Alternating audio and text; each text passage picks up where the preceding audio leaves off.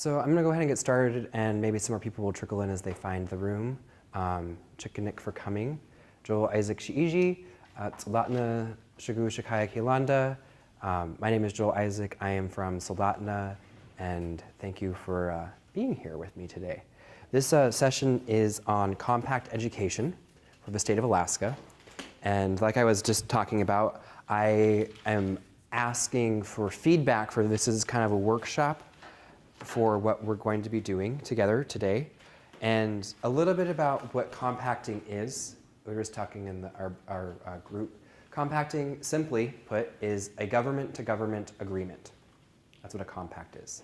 It's an agreement, and currently in Alaska we have a health compact for Native Alaskan tribes and the state of Alaska, and it's a way for us. There's compacts that can happen through the state. They also involve the federal government, and we most recently in the state of Alaska started compacting with OCS for child services, and that's the one that just rolled out. They did the signing at AFN this last October.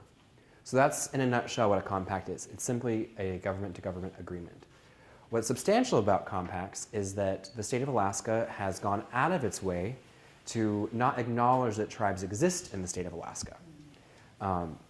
That recently changed with an opinion piece by the Attorney General, who put out an opinion paper on that tribes do actually exist in Alaska as sovereign governments.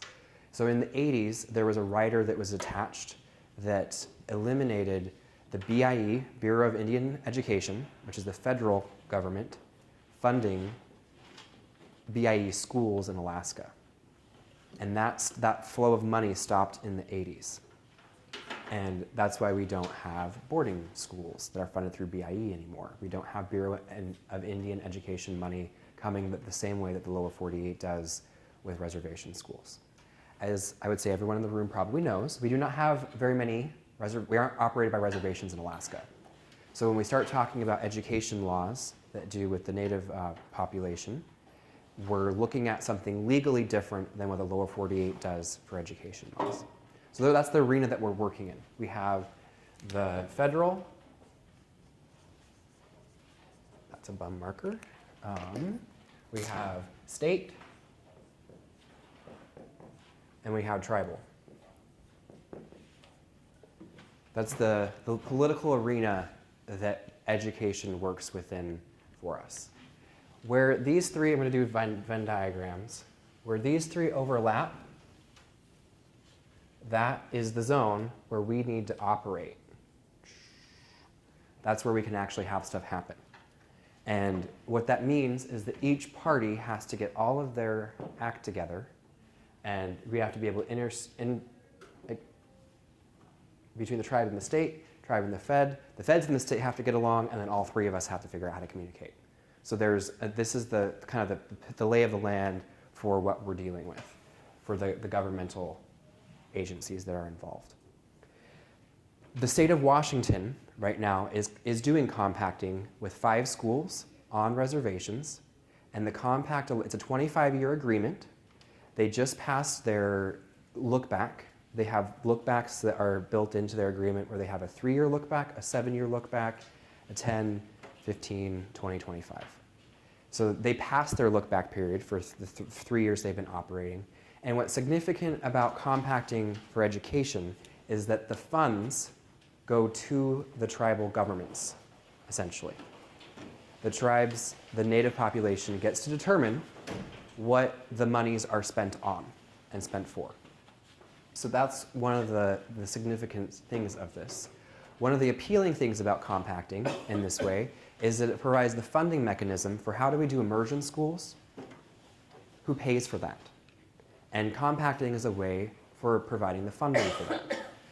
Bigger than the funding issue is the legal authorization problem. It is very difficult to legally operate an immersion school because of the regulatory process, which is what this half ream of paper is. If you're wondering what it takes to do schools in the state of Alaska by regulation, this is all the law. That's 12-point font, double-sided, narrow margins that you have to understand to do a school. The application is twice as thick when you submit it. So if you're wondering like why don't we have more immersion schools, this is a big part of the reason why. One of the limiting factors for it is teacher certification process, and that's one of the things that can be addressed in a compact indirectly. So that's the lay of the land. And I'm going to step back for a moment and do kind of here's a theoretical point. Why do we have public schools? Why do we have to go to school? And the reason is the US Constitution dictates it. And there are titles that protect our rights. We have the Civil Rights Act of 1964. Earlier than that, we have the 14th Amendment in the US Constitution in 1866 that is what established United States citizenship and equal protection under the law. So the 14th Amendment is our equal rights. So as people, we have a right in the US for public school. The 14th Amendment guarantees that. The Civil Rights Act happened, and that prohibits discrimination based on race, color, sex, religion, or national origins. So that was 1964. In 1972, there was Title IX of the Education Amendment, and this allowed for women to be able to, and girls to be able to participate in sports. Prohibits discrimination based on sex in all aspects of education. So those are some legal protections that have been based to help protect education. And the issue of Native-operated schools fits into this category of discrimination and of equal protection under the federal, that's the federal piece. So we have the Constitution, that's the federal component that we all are operating within. Now, to go to the state of Alaska component, we have a Constitution of the state of Alaska. And this is what the Constitution says for Alaska. The legislator shall, by governing law, establish and maintain a system of public schools open to all children of the state, and may provide for other public education institutions. Schools and institutions so established shall be free from sectarian control. No money shall be paid from public funds for the direct benefit of any religious or other private education institution. So that's the Constitution of the state of Alaska. So the feds have no discrimination.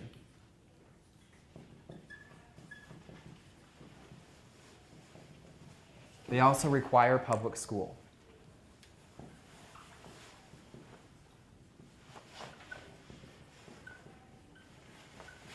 As a basic right. The state is the one, that's the good marker, that through law enacts public school. So we don't have a tribal agreement with the federal government for operating schools because we reside in the state of Alaska. It's by state law that we do that, so we have a relationship with the state of Alaska. So that's a fundamental question of which court do you go fight for this in? It's within the state of Alaska. And this is via the legislator, is how that is going to happen. And so that's the lay of the land. The tribal question. Is there anything legally requiring us to educate our people? I would put down here sovereignty. And I can never spell sovereignty. I-E-R? No, E-R. E-R, Chinam. Sovereign. E-R-E-I-G-N. Yeah. Sovereign. Rain, yeah. R-E-I-G-N-T. We're going to put sovereign. We're sovereign people. I'm someone who can't spell English. So we have our issue of sovereignty. We have self-determination. We have the right as distinct people, not as a separate race of people, as human beings, to be able to have education. And we as tribal governments, as tribal nations, can determine what that looks like through self-determination. We also have to operate within the reality of the world. This is all fitting inside a global arena as well. I'm not including that because the US tends to duck out of all international law in a lot of cases. So I'm just not going to, imagine a big circle it's the world that we're just going to ignore for a moment if we're talking about this. But there are international things that have been done that we can draw on for how we're not working in complete isolation. We're part of a global world. So that's kind of the paint the picture about where do we go for dealing with education. We want education. We want schools for our children. We want this for our people. Where do we go for it? This is the roadmap. It's a version of the roadmap. Now we get down to the nuts and bolts. So within the state legislation, there is Title 14, and this is Title 14. And it starts out with Article 1 for general provisions. And it talks, and it gives an overview, pages and pages of overview for what you have to do for a school. And one of the things, why would we want to look at the law? Well, we have to operate within an arena. And a more important thing for it that I would say, and this is the thing that I talk about people with regulations. Why do regulations exist? Does anyone have an idea? You want to shout out, why do regulations exist? Why do regulations exist? Yeah, so to protect.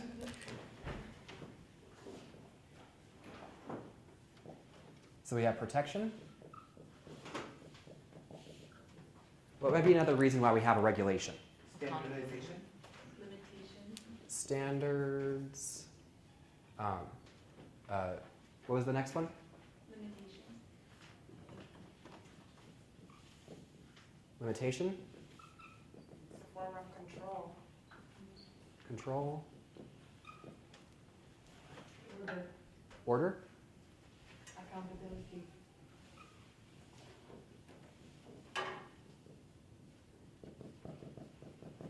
Anything else? Authority. Authority. How about representation?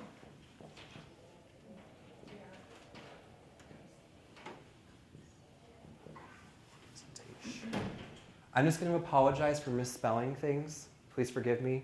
If you really feel the need to publicly correct me, I'm not offended, but for the sake of time, I'm just going to, these are notes, shorthand for me. So, Does it also to direct public funds? yep.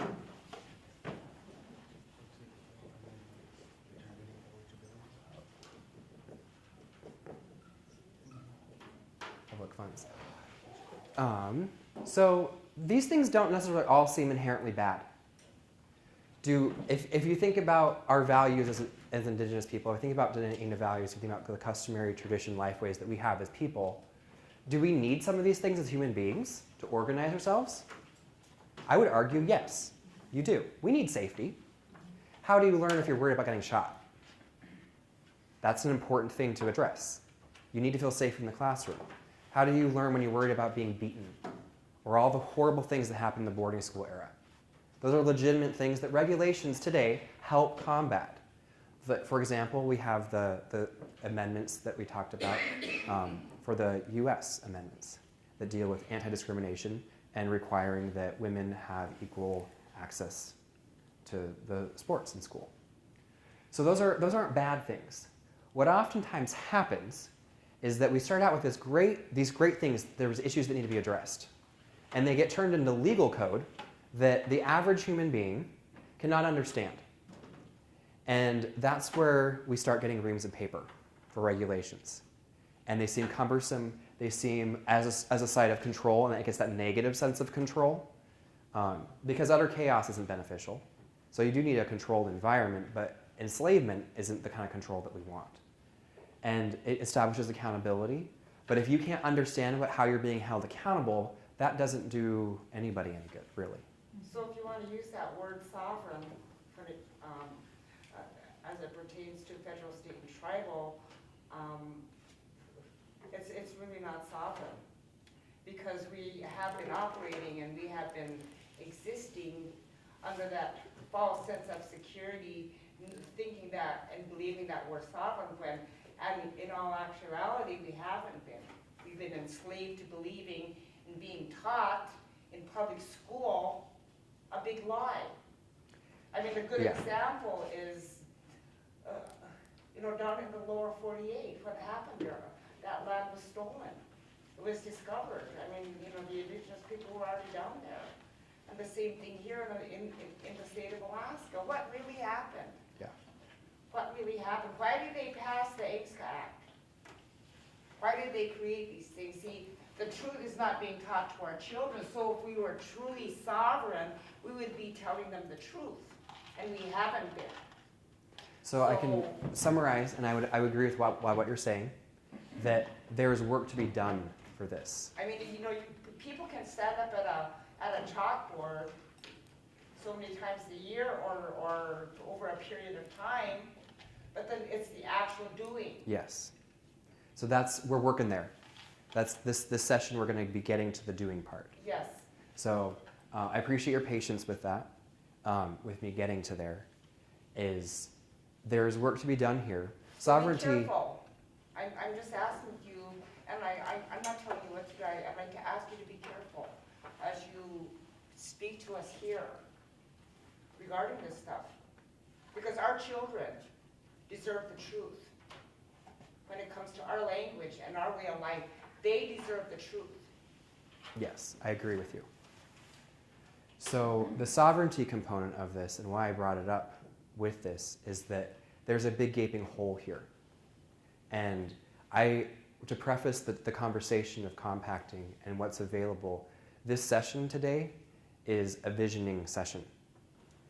I'm not a legislator. I'm not representing the entire legislative body. I can't pass a law.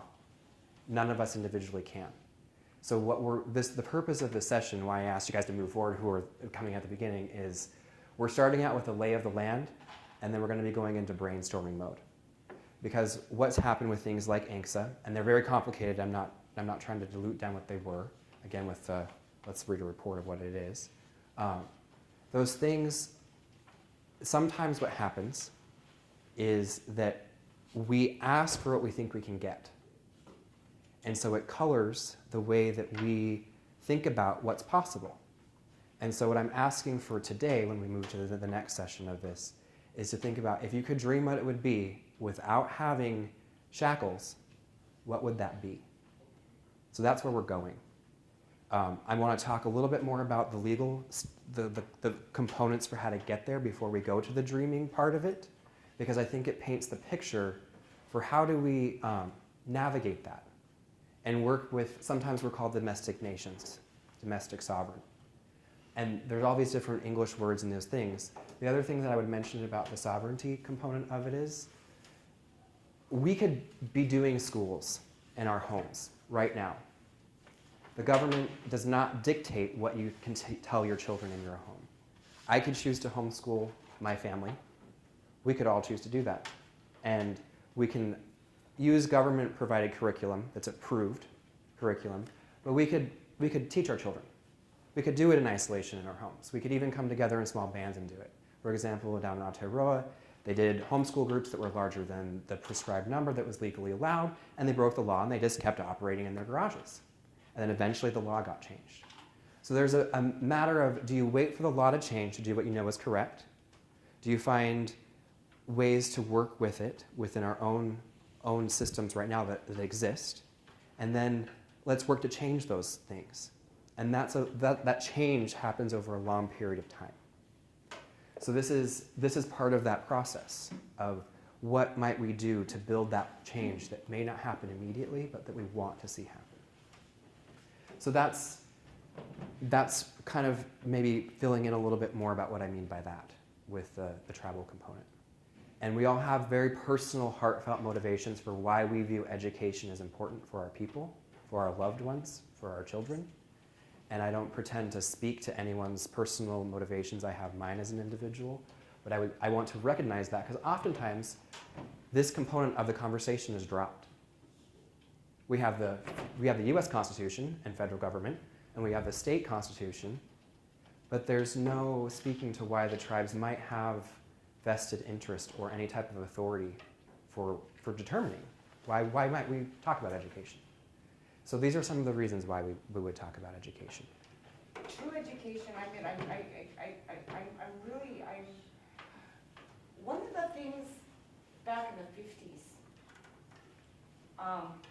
was that they considered me and my people here in the state of Alaska as savages. And that has not been forgotten. Listen, allow me to finish. Because if you want to talk compacting, take a look down there in the lower 48 and what they've done with all these casinos for the last 2 decades or so. I mean, just recently, a couple of years ago in the state of Washington with the Lummi Nation, when they got their land back, the city of Ferndale wanted them to pay 75% tax to them for getting their land back. So this compacting stuff, it's going to be very, very important on what you're going to be sharing here, and we have to be truthful. We have to look at where did we come from and why are we here in the present state that we are in. We have to be truthful. They called me and my people savages. And look what happened in the last 50 years or so to this country. That's true historical. I mean, that's the truth. And we can't say we're sovereign when we're leaving the truth out. It has to be part of the compacting, that whatever you're going to talk about compacting, those things have to be an integral part of that. Yes. Of truly, and not just saying yes, but doing something about it. I'm going to interrupt you for a moment. Yes. I haven't gotten to the point where we're going to be mapping that out. Yes. And if we don't talk about these things Yes. and the purpose of them to get everybody in the room on the same page, we can't get there.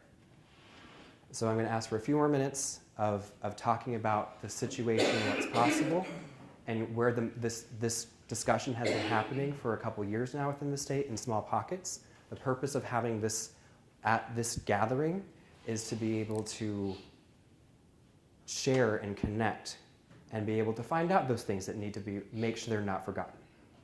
And that's part of why I don't have a presentation with a PowerPoint, and I'm not putting up all the laws, so we're just read through. We're going to get there. So that's why, I'm going to jump back to where we were, that's why there's regulation. With the compact agreement, we have the potential, I'm prefacing all of this with the potential. We have the possibility, the potential, to take regulations that started out with possibly good intent for things like protection, for order. Determining policy. Correct. Those are the things in regulation. We're doing that, and we could put these in our own languages. I would argue that we need to start doing these things in our languages rather than thinking about them in English and then putting them back into our language. It needs to be a symbiotic relationship so that we're not omitting things that happen when you think about things just within a Western English construct. So that's what compacting provides, is an opportunity to do that. There are certain things that are addressed by a compact, and there are certain things that are not addressed by a compact.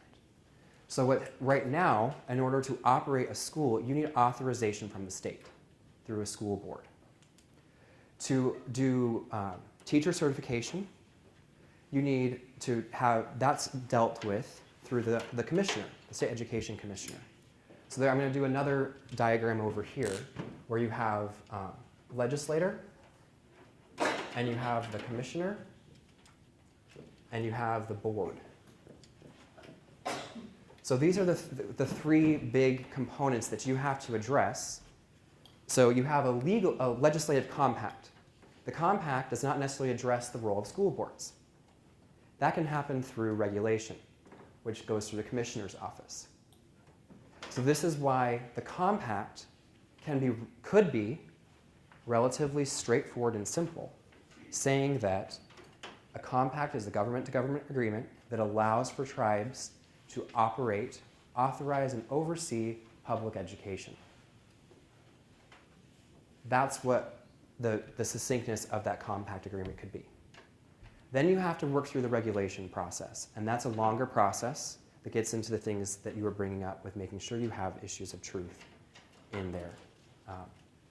And you're not omitting things that need to be included. So that's the arena that this is operating in. The reason why the compacting has been kind of moving to the front of the line or to the top compared to things like charter schools, for example, is that a charter school within Alaska, there's a fixed number of charter schools that can be operated within Alaska. It's 40 to 60, I can't remember which number it is. It's under 100. So let's say there's 229 federally recognized tribes. If there were half those tribes that wanted to operate charter schools, That's illegal right now because there's not enough in the regulations quota allowed to meet that. And that doesn't include anybody else who might want to apply for a charter school. So that's one of the limitations of charter schools. It also, charter schools have different freedoms than non-charter schools. The other route that could go is we could do private schools. There's nothing that says we can't operate private schools. The problem with a private school for us as people is they don't provide the funding mechanism. We would be paying for that. But there's nothing that says we can't operate a private school. You still have to go through the board to authorize that, but you could pay for it yourself.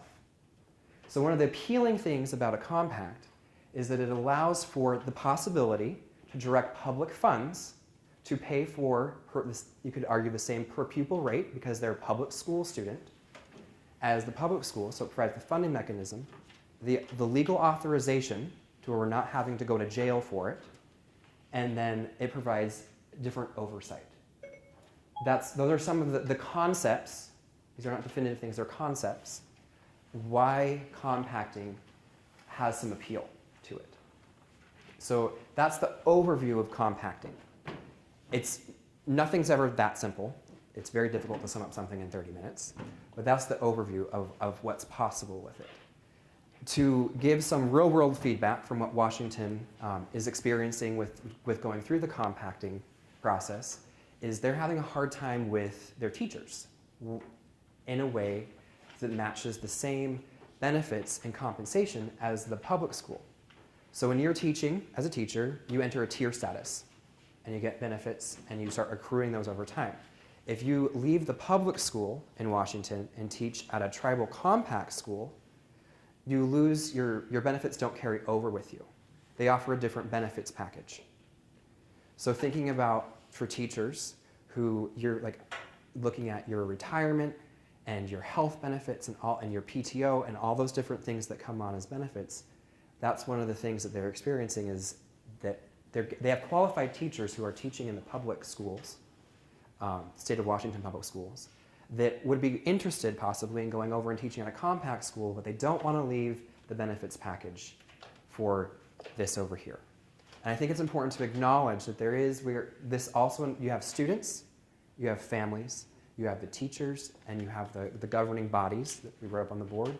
Those are all different people that have vested interests in this, and we have to acknowledge those.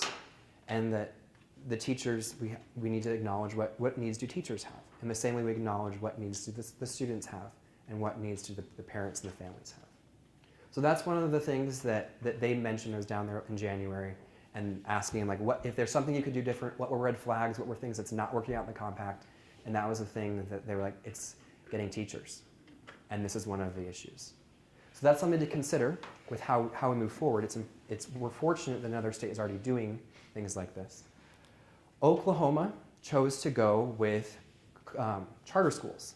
They were able to pass legislation that allowed for tribal governments to be charter school authorizers. So that's what you need for a charter school, is you need an authorizer and someone to operate the charter school. Right now, the school boards are the ones who authorize it, not the tribes. In Oklahoma, they went that route because they were able to get legislation passed that way, and they're still getting public student monies to go that route, and they can do the BIA funding that way. So that's kind of a very, very general overview of kind of what is a compact, why might you do compacting instead of charter schools, instead of a homeschool group, instead of a private school. Those are some of the things. And so now I'm going to erase the board, and I'm going to ask for brainstorming feedback. This is the 4th session like this that I've had around the state with doing brainstorming. So what we're trying to do is show and have these conversations. We're coming up with a lot of the similarities and these like focus. These are the things that need to not be forgotten, or these are the things that need to be included.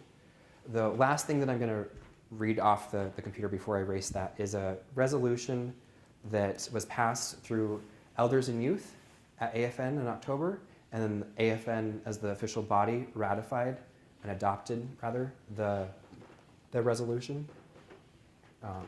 So I'm going to read this. So it starts out with, the indigenous peoples of Alaska have a unique, distinct way of life, which includes, but is not limited to, language, culture, and educational models. The lack of culturally accurate and relevant public instruction and a history of forced assimilation has wreaked havoc on our people and the relationship with our non-indigenous neighbors. The sovereign tribal nations within the state of Alaska have been denied the right to operate and oversee public instruction for the citizens and neighbors residing in our customary lands, as is our historical and customary practice. Our historical and customary education models allow for oversight of curriculum, education, protocols, instruction timeframes, transportation, location, evaluation methods, instructor selection and credentialing, quality assurance, and provide for the resources necessary to achieve our education outcomes, all while adjusting to an ever-changing world. The sovereign tribal nations within the state of Alaska have not been allowed ownership of our education system, as is our historical and customary practice. Now, therefore, be it resolved by the participants of the 2017 First Alaskans Institute Elders and Youth Conference that we support entering into government-to-government tribal-state compact agreement that addresses and meets tribal governments and the superintendent of public instruction's duty and obligation to oversee all matters required to provide a basic education for public instruction from grades kindergarten through high school at public expense. Now therefore be it further resolved that a compact agreement be made based on equal funds that are allocated and distributed to tribal operated public instruction at the same rate that funds are allocated and distributed for the state of Alaska public instruction. Now therefore be it further resolved that the tribal operated public instruction is available to any student and students enrolled will be based on non-discrimination. That tribal governments are not obligated to operate or oversee public instruction, and this compact agreement does not limit a tribal citizen from choosing where their student is enrolled. Now therefore be it finally resolved that this resolution, once accepted, be passed forward to the Alaska Federations of Natives. So that was the resolution that AFN did adopt. And the language in it is not meant to be exhaustive, but it was a support of the concept. I'm going to erase now, and we'll dive into things that need to be addressed in education. If there are questions that people had based off of that, I'd be happy to talk with them. The other thing that I would mention is that I'm not a lawyer.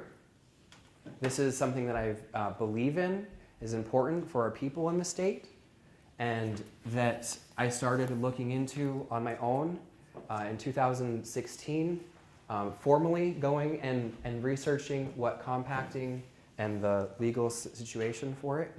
I've had talks with the commissioner. I've attended with First Alaskans Institute gatherings on this, and it's something that it's a passion that I have and I want for the kids in our state. So that's just to preface who I am and the skills that I have and why I'm here. Is that I've spent a long time, since I was 12 years old, working with children. As a child working with children, essentially, as a teenager working with children. And there's been thousands of kids that I've worked with, and I want to see it better for them. And I have nieces and nephews that I would like to, they're probably going to miss out on this, and I would like it to change for the next generation. So that's my motivations for this conversation. What do you think would be the best option for St. George Island? I know there are a few communities in the Aleutian Islands and the Pribilofs whose schools are being closed because they don't have enough students enrolled. So who's liable in the scheme of federal and state and tribal governments? And what are the options available for these communities? That is an excellent thing that's been brought up at every single meeting. So one of the things that I would argue is critical to the compact is not having minimum enrollment requirements. So because we're not asking for funding for the whole school, for example, and there's a huge, as I said, there's a huge regulatory process for it, and not trying to skirt those by offering a substandard education, but saying these are the things that we prioritize. Is it more important for us to have a traditional house of learning and to be spending time out on the land? Is that just as important as having a gymnasium where you can have all these things and having the most recent technology? I'm not knocking those things, but giving some more authority to the tribes to dictate what those things are. So minimum enrollment is a key issue that is something that so far everybody has been asking. As we know, I would say is one of the things that I assume is that schools are a way of killing villages. When you take away the school, you kill a village because you eliminate the children and you break up that intergenerational transmission of knowledge. So if you have to send your kids away, they're not in your community. So this is a way to authorize to be able to have that happen. So do you feel like that? Yeah, I wonder what would be a good avenue for these communities to seek out changing minimum enrollment requirements. I mean, One of the things you could do right now, for example, is you could do a homeschool group. yeah. You're not going to get the same funding level, but you would be able to, you'd have the legal authorization to teach your kids. That requires the parents to then be the teacher, Okay. for example. Is it required by, I'm not sure about the laws, is it required by state law or federal law that public education be accessible to? Are you talking about Mongoose? I'm not sure. I just feel like there's something owed to those communities that's not being given to them. Yeah. And so I'm going to write that down. Like I said, I don't have all the answers. Part of this is to generate things like that specifically. So you have access.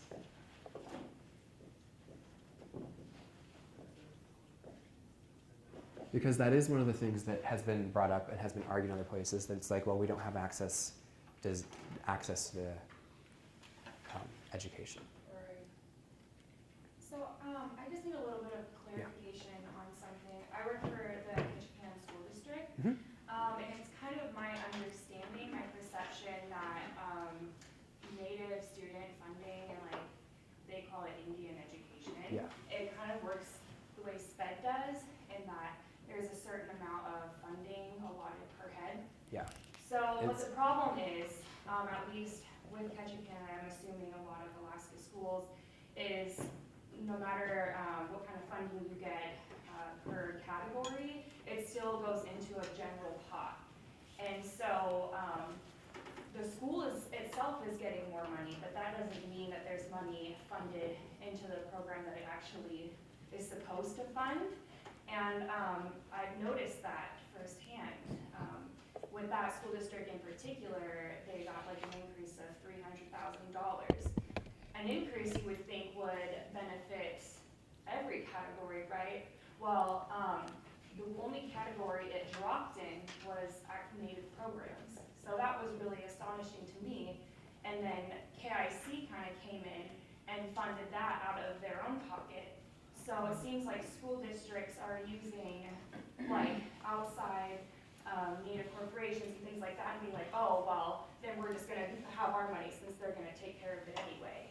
So how would we be able to regulate in better in like a local arena and making sure that the funds bringing to those schools don't just go to the general population of the students, but go to where they're supposed to go?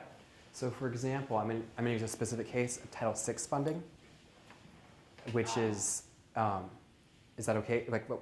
Yeah. Okay.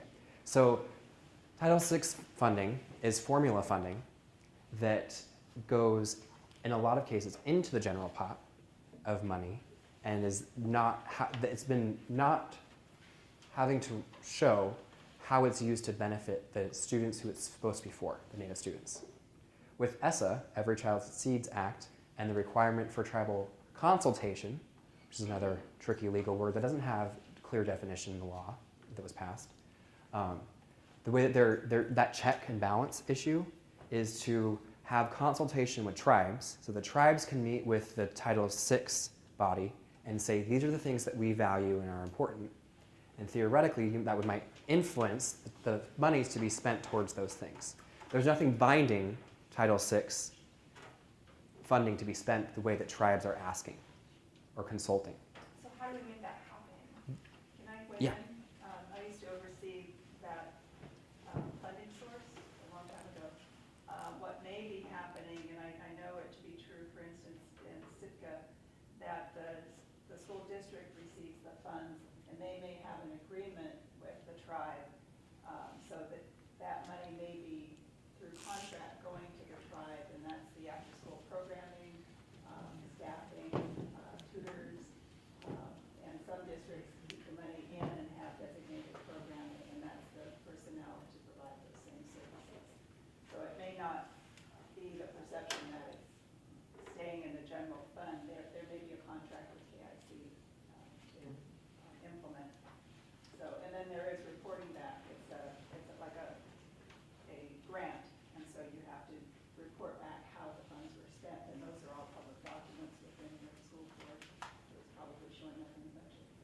Yeah, I just think that outside grants, regardless of that come in, I don't feel like school districts should be able just to take away that money and use it for something else to their own benefit anyway. I don't Just think because that's other happening. people, There isn't a level of accountability, so I think, like anything, follow the funds, and a lot of it is obligated in personnel costs, and you can look at the breakdown of funding and general budgets and be able to figure it out. And then with that, you have to report back how it was spent, and then the funds come with some regulation about what's acceptable or not acceptable in the fund. So it is very heavily regulated. So to speak back to your original question about what an idea, like what could you do today for that funding, it would be to follow how it's being spent. There is Title VI is federal money, so that's through the federal government. So you're looking at talking with those federal agencies, which are grossly overwhelmed right now and understaffed. So that's specific to Title VI. You're also going to your local school board meetings. That's awesome. And I would say, I'm not going to speak for you, but I can imagine that could be a little bit frustrating and not feeling like you're heard. But going on record to show that is very beneficial. There's no easy answer for the solution. There's two things for this pot of money. If you have a tribal government or a native operated school, and this money is going to it, that's a way of having that solve that problem. So that's a long-term goal. That's a dream goal for a solution. A solution would be that's that. It's non-existent yet. The other issue with all of those types of earmarked monies, whether or not they're being used appropriately or not, is that they're usually being spent to benefit Western proficiency. So you want these funds because it helps our students graduate, which is a valuable thing. I'm not knocking a high school diploma. That's a very valuable thing. However, if your high school diploma and your education experience has taught you how to be a better Western person and is designed to eradicate the Indian in you, is that really benefiting the person? No, because then Yeah. One would need to really, that's why I was concerned earlier about teaching our children the truth. And then also keeping their identity as Indigenous peoples here in the state of Alaska intact. Because this other stuff that you're talking about have fractured our identity for so long that it just has to stop. So that benefit in Western proficiency or whatever that is, well, we have our own. And so determining policy and writing down the fine print of who we are as Alaska Native people is gonna have to be a really, really large part of the foundation of any kind of compact. Yes. It has to be. And that's one of the conversations when I was talking with the people in Juneau and in the Department of Ed was OCS compacting appeared one day. Like poof, there's an OCS compact. Obviously it wasn't that simple, but it was very much quieted. There wasn't newspaper publications that OCS and tribes were working to create a compact. It just kind of appeared on the stage as something that was done and was ready to go. We cannot do that with education because it involves everybody's kids and people, it shouldn't. This needs to be done in the light of day, and it needs to be able to have this kind of state public comment, and that's one of the things I was talking about when I was in Juneau. I'm not going to be no one person can write all this. This needs to take this amount of time to go to different regions in the state and have these conversations to be able to develop the community support and buy-in from Western and non-Western communities. I'm going to go here and then there. You hadn't mentioned standards, but federal and state standards, I know we go by those in the schools, but I never saw them standards in my years of teaching.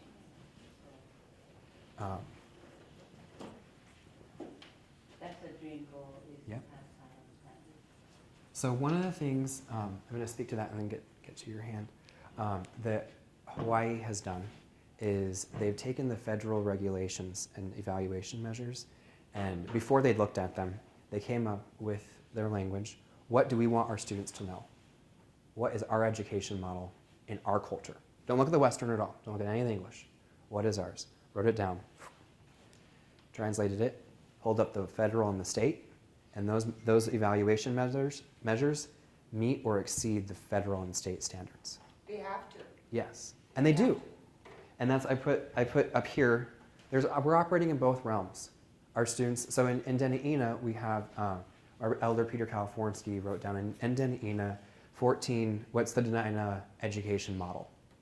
There's 14 sentences with that, and one of them is that education has to prepare students for the reality of today's world.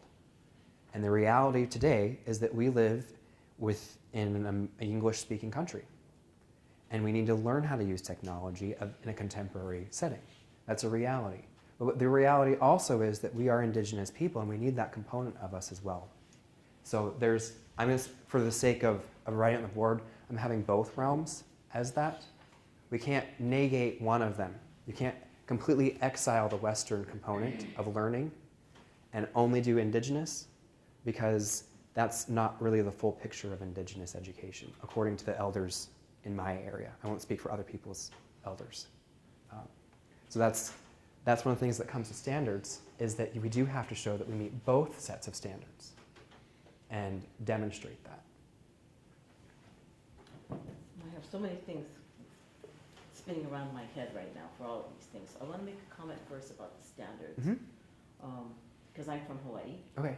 And we have had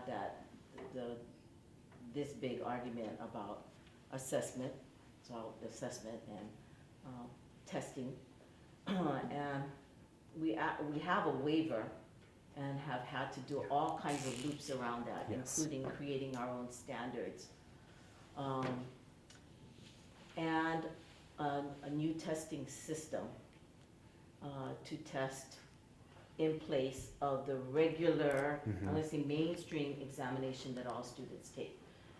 Because our students in immersion don't get English formally instructed in the same process that mainstream children do. So to test them and evaluate them based on a mainstream process is already not in alignment and it's not fair.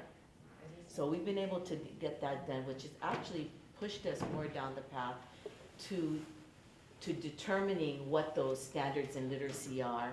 We're now working on math and science and getting waivers to actually develop our own tests in lieu of federal examinations that are required. And it's really tricky because the federal government puts certain things in place because of their whole perspective and attitude about education, which means in our laws, we have to advocate really strongly for our own perspectives within the law. So NALA is a good example. It's been in the books for many years. In 1990, the first. And yet, it's taken years to get elevation with languageness and policies, and then all of these other things that fall in place that align with the law. So that's kind of my issue with federal as well as state, because they don't work hand in hand. So for our state, the federal government is now saying, your state now will determine it. And the state is saying, because they want the federal money, well, what are you expecting out of us so we know how high to jump and where to jump? So all of these things have to be guided by strong advocacy of how we see education. And I see that a little bit problematic unless we want to take that journey. Right. And we have to take a stronger presence in that. The other thing I was interested in finding out is, with the health compact, have you done kind of an analysis of what things work well and what things are not working well, or what could be problematic that you would need to look at in an education compact? I'm going to write that down and then speak to it before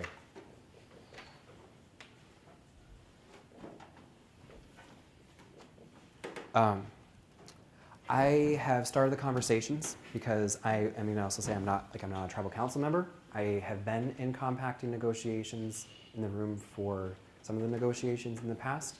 I'm not an expert in the health compacting, at all. And that is on the list of things that other people have brought up in the past as well, is look at the compacts that have happened before and have the things that what were things that worked well, what things need to be addressed this time so that we don't repeat mistakes, or we can fix things that were in the other one. One of the issues that has been brought up repeatedly with the health compacting is that the smaller communities feel like they're disenfranchised when you have large conglomerates on the road system, for example, that receive all of the tribal areas funds into that one spot, and then now they are disseminating the services out to those small communities. Those communities do not necessarily feel adequately represented within that conglomerate NGO. So they're feeling disenfranchised, or that you have to be in Anchorage to receive those services, and the money's not coming to the communities. So that is one of the issues with the health compact. And I speak to a little bit of my story with that and my experience. In my town in Kenai, we have the Diana Wellness Center, which receives funds through an IHS clinic that operates within our area, so that we don't go up to South Central Foundation in Anchorage. We can be referred up to them, but our point of contact is the DWC, the Wellness Center in Kenai. Oftentimes, I'm going to speak to I'm not trying to be critical of the Wellness Center. There are services that I don't feel like I am receiving that I have to get through a referral process to get up to Anchorage. And I will oftentimes just, if I'm in a position sometimes to be able to pay for that in a different place, because I don't have 6 months to wait for a referral process to get classes or something else. I'm not going to go into my personal health problems that in depth, but it is one of the issues with the healthcare. So what you're looking at is a conceptual idea of the possible potential of this whole concept of a compact. Yeah. But it's a really tiny piece in between big systems. Yes. So how do you see this really emerging through that it actually could have some really different impact than systems that are in place now? And they're doing something different with systems that are in place now. I'm going to write that down, and then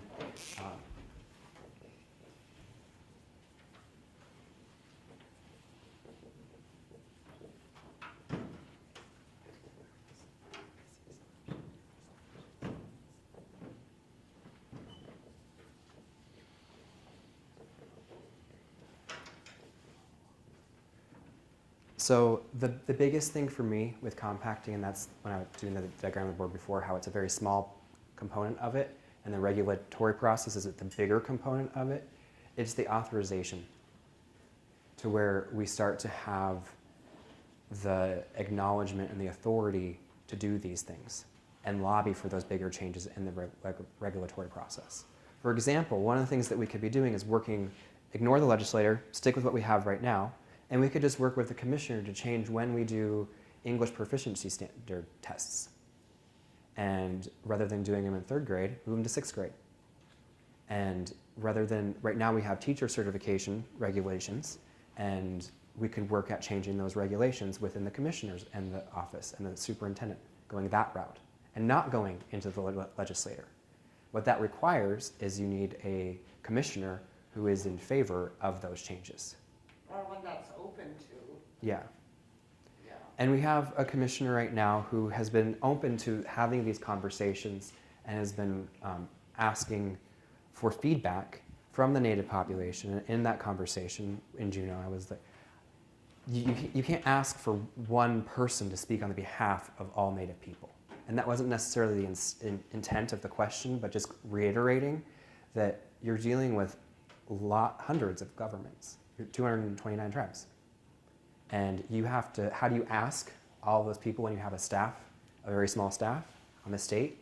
That's a big ask for them. So one of the things that I'm trying to do is provide that going around and having these conversations so that the state of Alaska, we're not depending on the state of Alaska to come and have this conversation with us today. So It's taking the initiative. And it's something I also, to the initiative component, it's something that we need to, that journey for us to do for ourselves. Mm-hmm. That process of going through it is very important. It is. because no one can just give it to us. No, we can't expect it. Correct. That expectation has to be tossed aside. We're responsible for our own destiny, with the truth for our children, Yeah. and for ourselves so we can heal. Yeah. So I really appreciate your feedback. It's been very helpful for me. And I don't have all the solid answers for that yet. And that's part of, we've been doing mapping for what it is. There needs to be a team of lawyers, essentially, that starts to get it brought in on this process, and that's starting to happen, perhaps, to look at that. And I think that the other thing for Alaska is that having the acknowledgement that tribal governments actually exist. And that's a big step. And that's a big ask. I don't know if that'll happen, if the legislature will agree with that kind of language in it. They might not. That's pretty inflammatory language to acknowledge that to them. So like that's one of the things that is possible with the compact. So that's where I am on that question. Is there anything else that was coming through, or other people that had responses to some of the questions that she may have asked or comments that you Well, provided? you made a really important comment. You have to find people that are supportive. You know, Yeah. because even at the lower levels, you can actually make leeway when you have people that are supportive in that direction. You know, so sometimes things can be done at lower levels, and sometimes you want to do big laws, but they all somehow are subject to some kind of interpretation that get implemented and not implemented. The other thing that we need, as far as to piggyback off the support component, is there's no like catalog or analysis of where we are, like the state of the state. How many immersion schools are there? There's no one that we've been asking that really can give a hard number. And I get that schools flux, but it's like how and what do you define as immersion? How many teachers do we have? What's the readiness assessment? Those are questions that have been asked. And for example, from where I am, I told them, I was like, we're not ready for school next year. We're like, then we were 2 to 5 years out if we were to commit as a tribe. There's other places, I'm going to speak about Yainda'a for a moment, they have a school going. They've been going for decades. They'd be ready for something like this, and it would be a big funding boost for them. And they have the infrastructure, they have the parents involved, they're like turnkey ready. You know, as close as I know of, and I'm not going to pretend like I have an exhaustive analysis of the state. But like that's a school that'd be ready. So when we do go to do the regulations and the compacting, there needs to be applications that show that we are demonstrating that we are protecting the kids and we have these high quality education measures put in place. We're not trying to skirt around quality. We're actually trying to raise the bar. And starting out with schools that are ready instead of trying to scramble to get something going. So those are some of the things that come up with the community support, and then having the readiness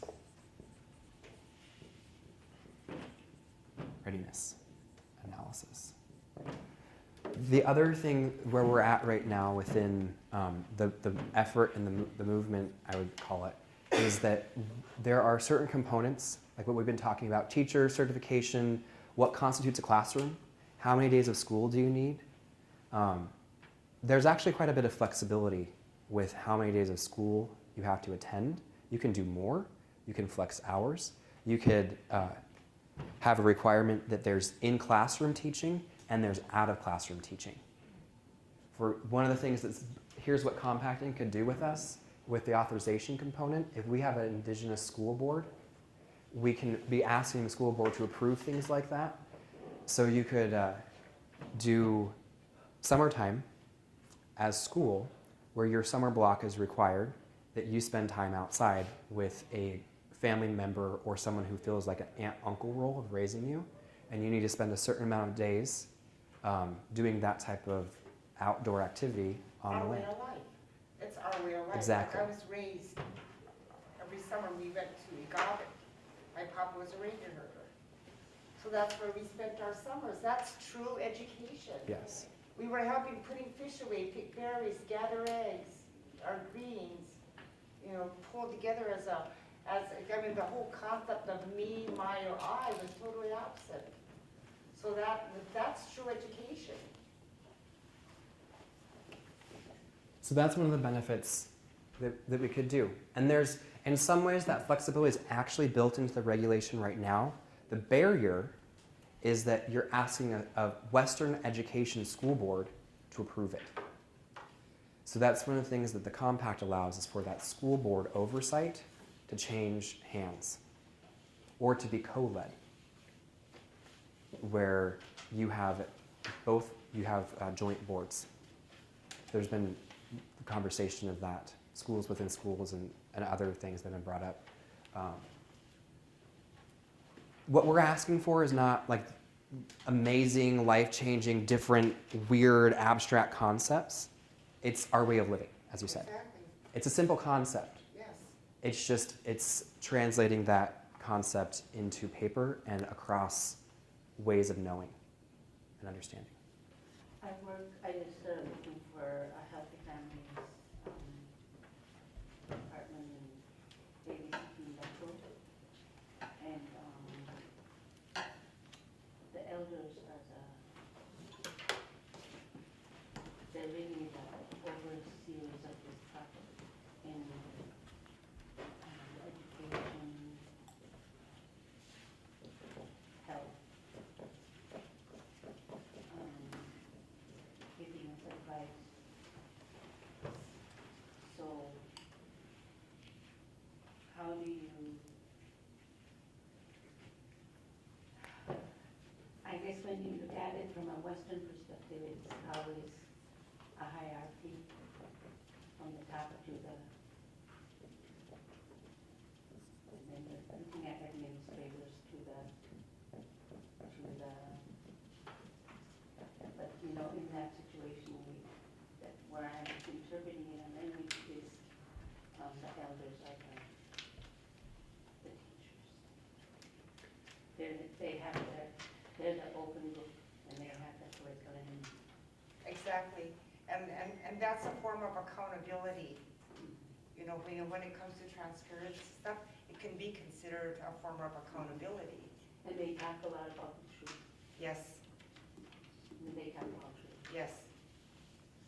So one of the things that I've been emphasizing when we've had conversations about teacher certification is there is a partnership model in our Indigenous languages. In Deni'ina, the example I use is plural starts after 3 people. You can have 2, sometimes 3 references to single. That's a singular, it's 2 people. So when you're teaching, you shouldn't be teaching by yourself. You should be co-teaching.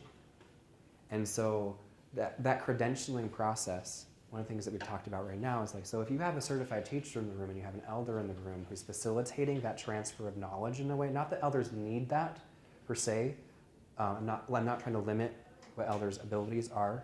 When you go into a classroom and the school district says you're going to have 27 6-year-olds, and what has oftentimes happened is that an elder will get put into the classroom and the teacher goes and sits in the back of the classroom and, okay, someone's going to teach my 27 kids.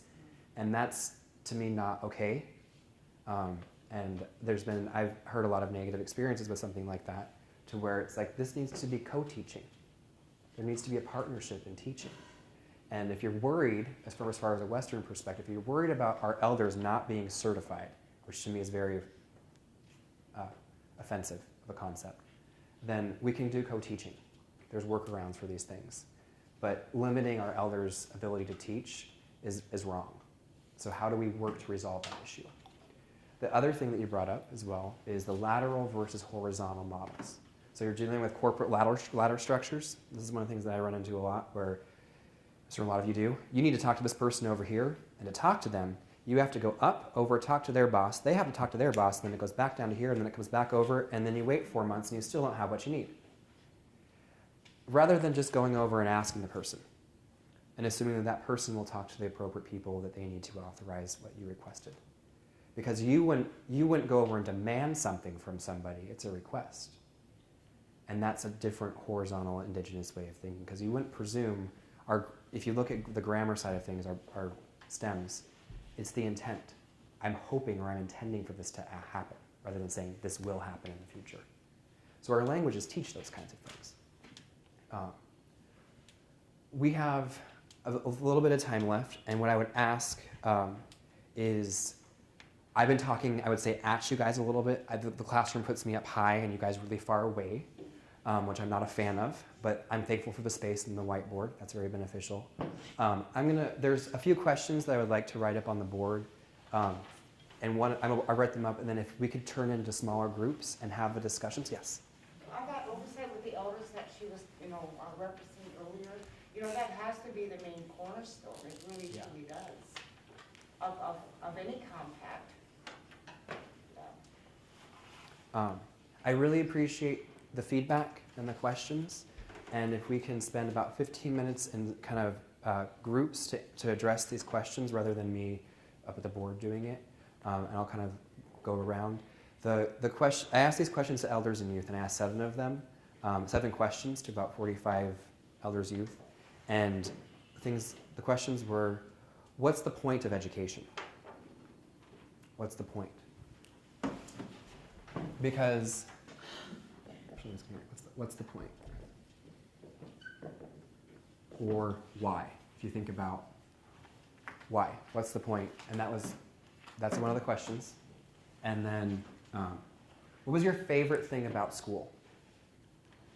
What was your favorite thing about school?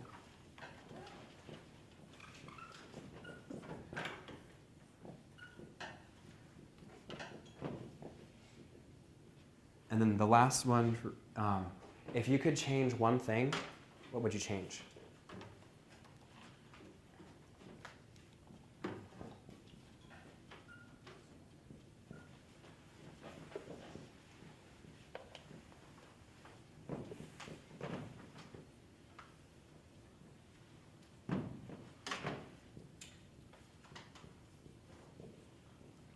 And before we break out into that, the purpose of these questions is we're at a stage where, like I was saying, I can't do this by myself. No one person can do this by themselves. We're trying to form a network of people who are interested in this, and what we are needing is to break down the components that make up education and support them either through Indigenous ways of knowing, it could be through stories, which I really hope we can get them in our Indigenous languages. It could be through Western studies that link language loss to suicide, for example, where people don't believe that there is a health cost to language loss, or what is the benefit of doing immersion schools. Well, when the suicide rate drops, there actually is a casualty rate to language loss, and showing things like that. So there's that Western kind of study. And there's also the kind of, use Western terms again, the experimental study of showing second language learning and different methods, different school methods, different teaching methods that have been study proven to show that they work. And that's a very Western way of articulating that. And the reason for that purpose of speaking about that way is that when the representative from this area, for example, is arguing and is denying those things, and you have to show, here's 3 peer-reviewed studies that show that this kills people, and you're going to stand there and tell me that all of these nationally acclaimed studies are wrong. What authority do you have to make that statement? So we have to be prepared for things like that ahead of time, instead of being in the room like, well, I know there's a study. What are those studies beforehand? So rather than being on the live streaming in Juneau, we can have the conversations with legislators about these are why we're wanting to do this. And they can articulate and talk about it. So we're doing the work for them in a way to where we're educating them so they can speak for themselves rather than one of us having to be in the room all the time. So that's the purpose in a roundabout way. I hope that made sense for the kind of the driving mechanism for it. I think these questions are straightforward. If you would tweak this question slightly, feel free to tweak a little bit. These are not like rigid research questions. These are just jumping off points to have good conversation for things that we want to make sure that we don't miss. And I feel like these kind of questions cover a very broad area. So if we can break up into groups and we can talk, and if someone could take notes so that we can have someone share with the room. So this is a collective conversation. I would appreciate it if we could do that. Hang on a sec, I'm in a meeting right now. Go outside. And if you need to stand up to move around, to stretch or whatever, we've been sitting for all day, so feel free to move and breathe.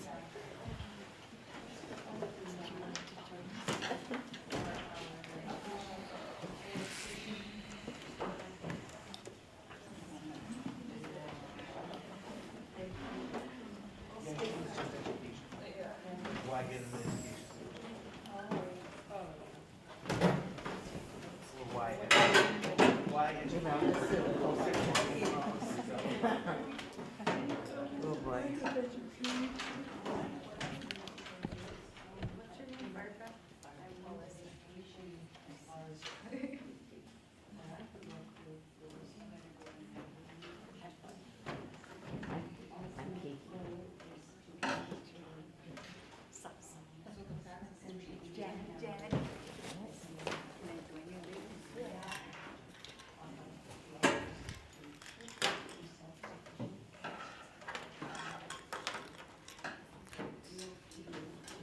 Who wants to go first? Are we supposed to write down answers or what?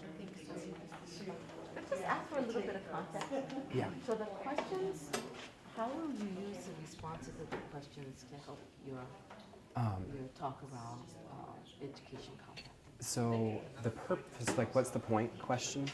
The motivation behind that is we have distinct education models for our different language groups. And oftentimes they are not viewed as being as such. And so the point of it is that within the Constitution for the state of Alaska and the regulations bring up that question in an indirect way. Because the way that it's prefaced is the positive things from society, to reinforce positive things from society. So if the point of education, to bring up what are those positive things, and then the other reason where that question came from is for us, and it brings the sovereignty issue, for as individuals, why is education actually important? Because if the current model is not meeting our education need, then they're out of compliance with the law. And if we can, to me, that's part of the conversation, whether or not they want to acknowledge that, to say that we have this need of education, and we're entitled to it through non-discrimination laws. These are our people's education models, and you're denying that, and that is a form of racial discrimination. That's the point of your question. Yeah. And I generally don't talk about the point beforehand. I have no problem doing it. I like to see what people come up with for that reason. And I appreciate the question, because oftentimes if I feel like if I talk too much, it colors the answer. But that's where the motivation for that was.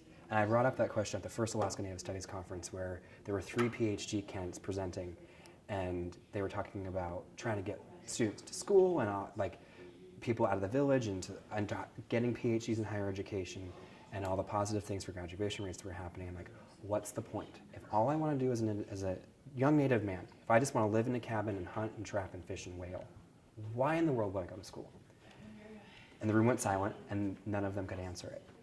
I'm like, I'm playing devil's advocate because I do believe that a diploma is important.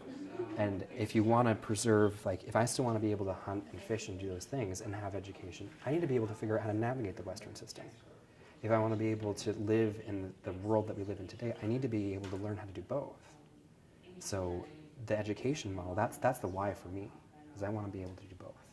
And I do want to be able to live off the land, but I also want to be able to go into the city and not go to jail. So it's striking that balance. Yeah. So who's the kid that's being compared to? Who are we being compared to? I went. With the school? Don't compare yourself to anybody. No, I Okay, mean but the no, test, listen to the what she's saying, standard it's test. balance. Oh, okay, that question. Okay, sorry. I thought you were talking about that one. Every American in this entire country, Yeah. whose kid is that we're being compared to? Our kids are being compared to with all of these standardized tests in this state. So to me, Does that kid live in this state? Does that kid live in Orlando, Florida? Does he live in New York City? Why are we being compared? so if I We may, need to come up with our own rules to make sure that our kids know that they're being successful, because the results that we get from the tests, parents don't know how to read them. They don't know how to interpret that. I think that's the point too, So that- it's showing that the state isn't meeting our needs, that the state is not in compliance with Yeah. what it is that we need. Yeah. And- That's exactly what you're saying. That would go on the third part. If you could change one thing, to me that sounds like that's something you would like to have changed. Would that be a fair statement? I just need to know that, I just know what needs to be changed is our mindset, I think. Okay. About colonization and how bad it hurt the people that it affected, because those are the ones that pass down feelings and everything, because we can feel our mother's feelings, you know? And so whatever she carried when she was, carrying us, we felt it, we carried it on. And so it's up to them, I guess, to kind of let go to that, let go of the trauma that they went through. Because we as younger people hear that, oh, we've been traumatized, oh yeah, I get it. But that was like 40 years ago. What are we gonna do? Are we just gonna wait until they die and then just learn from Rosetta Stone? When we had the chance to speak with our elders? And that's why I While want you they're to still hang on, alive? I want you to hang on to that the original question that you asked them. Because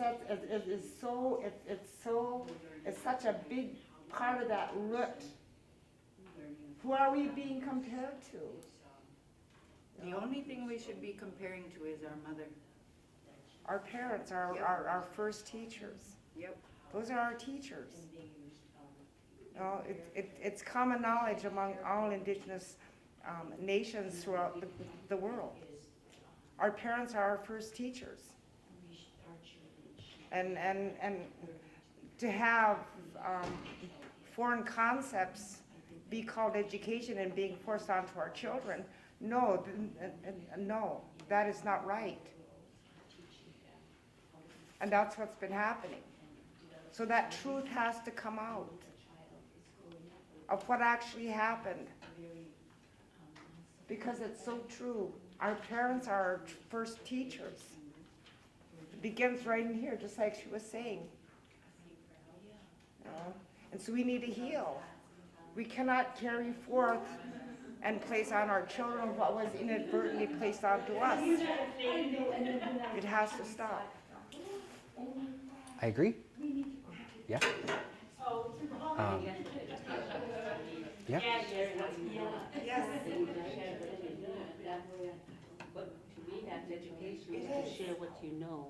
It's that And language. that's what it's all about. I think the circle I live in now because share what you know.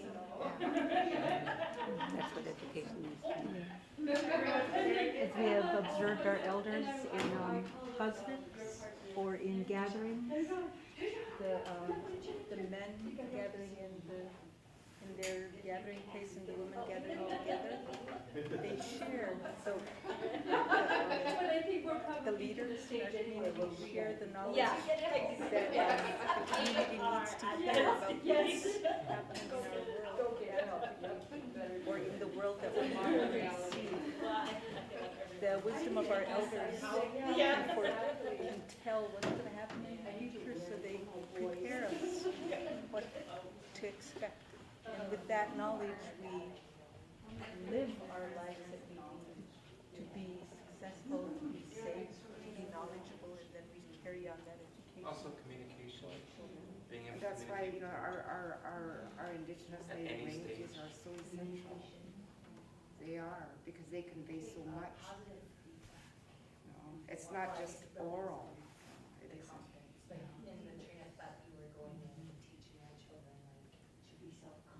Does anyone have a positive school experience? Sasa? I feel that I am blessed because I didn't go through, my mother didn't go through,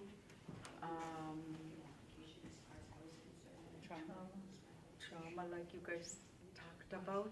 Instead, I grew up in a positive, Christian environment where I was safe. And to me, the teachers that we first had, the positive experience that I treasure to this day is she had us pick berries, and that's what we did, we do. And so we picked like high bush cranberries and we made jam. I mean, my mom didn't make jam, she made aguda or aksiokak, but she had us make jam. We made aprons.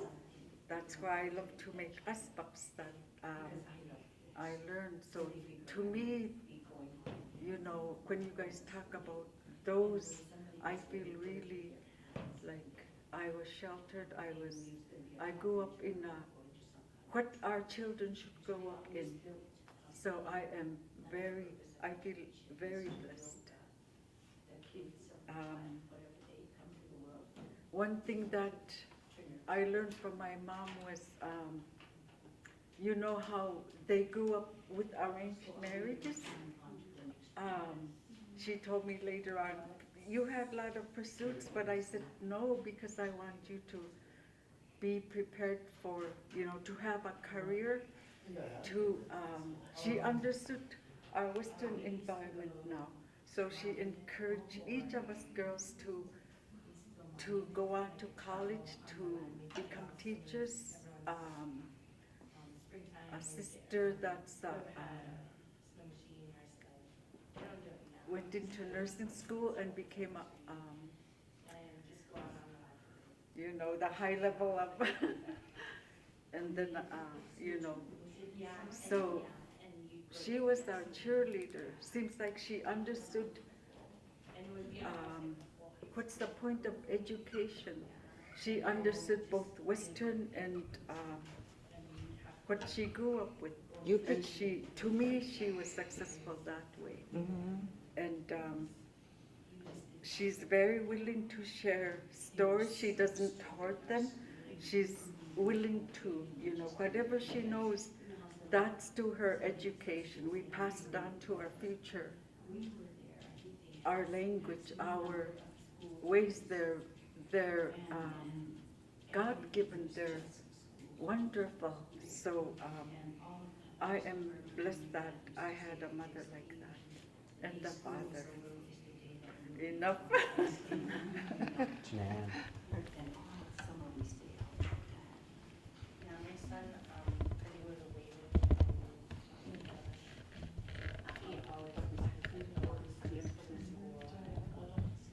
What's the point of education?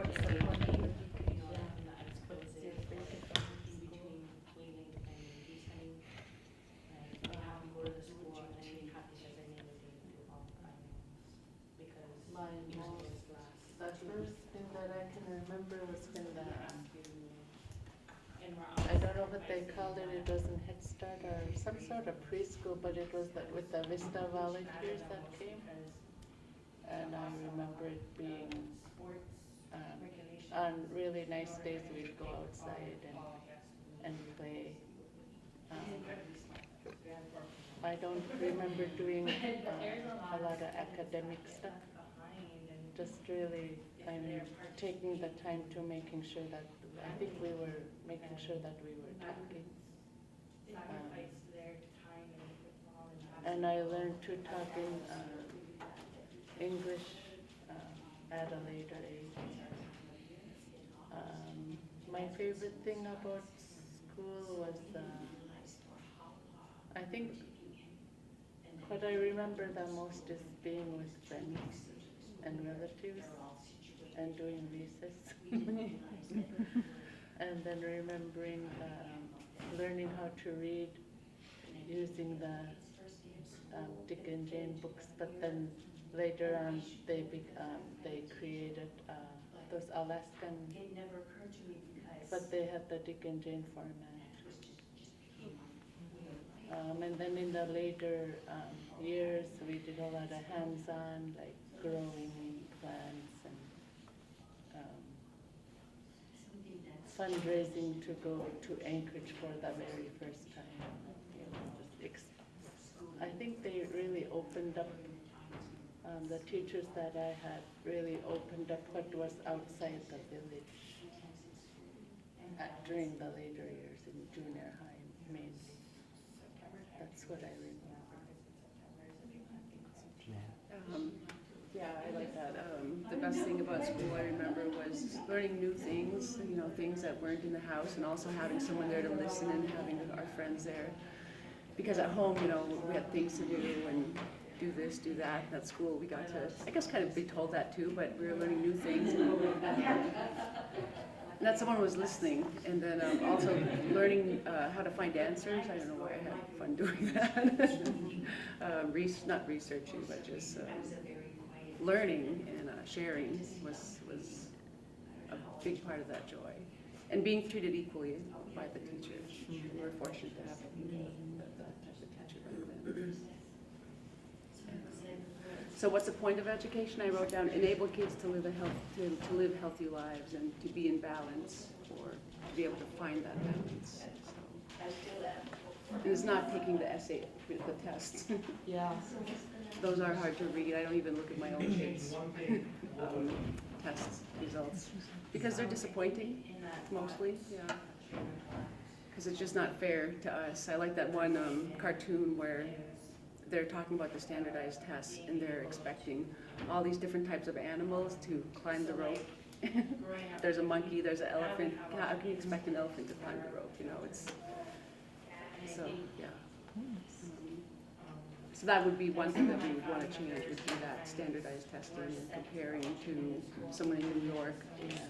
We're totally not in the same realm of education. I mean, yeah, we want to be healthy and balanced. So. Since we're on Indigenous language here, I think I would change our everything to our first languages today. Oh, yeah. And if it had been that way, we could still introduce English at some point in our life, like maybe. I mean, imagine how the speakers we would have in our country.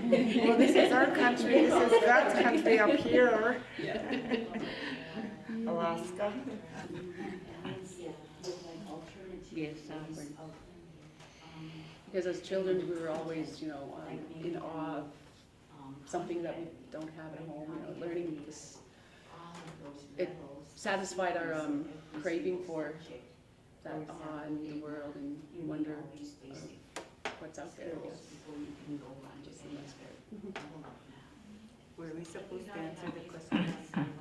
I've been kind of taking notes. This is good. If we can start to wrap up, so we can hear. I'll ask some of you guys to share with the other group, and they'll share with you as well. And so we'll kind of close with that collective sharing, so it's not just me giving or me taking, because that's not good for anybody. So the other thing is, if you would like to be involved as this process unfolds, this is my email address. If you email me and put somewhere in the email compact education so I can search my email.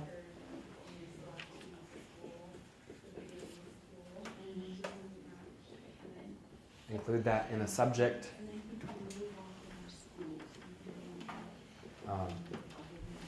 If you would like to be involved, or if you'd like to, one of the goals that I want to do is have a toolkit essentially for a meeting that's more focused on the questions, and a little bit when the law component of it gets more formalized, to where it's something that like if your village wanted to have a conversation around compacting, to where we could you could have like a training or a toolkit to where you as a community leader could host that kind of meeting and take the feedback down to where you have, like, your community has a voice. We want every community to be able to have an opportunity to weigh in. And I don't necessarily have the answer for that. That's one of the things I thought of. I don't necessarily have the resources and the time to go around to every single community in the state of Alaska. But if you're someone who works in your school, there are places I've been thinking about going out to the YK Delta, because I do have people who I consider as family out there who I want to go talk with this about. But where's the opportunity? And for if there's questions you feel like I omitted, or that were omitted, to include those. Because we need, my dream for that part would be to actually have every tribe have the opportunity to weigh in. And what are the things, to where at least you have the opportunity to be asked, rather than just maybe. And have the decision made without you having any opportunity for feedback. The timeline for this is very expedited. So I'm hoping, like, we're looking at months, not years. So there's a quick turnaround time, and that's what I'm saying, like, getting out to travel to every part and isn't necessarily feasible. And that's just a little bit about where this goes next. So, yeah. But I really appreciate everyone's questions and spending the time to have the conversation about these. And if you have feedback about how I did this with you guys, how this was facilitated, or things that you would have wished you would have seen, let me know. Part of the time to end the session is having these group discussions, so it's not just talking about all these hard things or legal things and leaving kind of raw, leaving the room, but have an opportunity to be able to talk with each other about it. Because I think people appreciate that. So, when are you people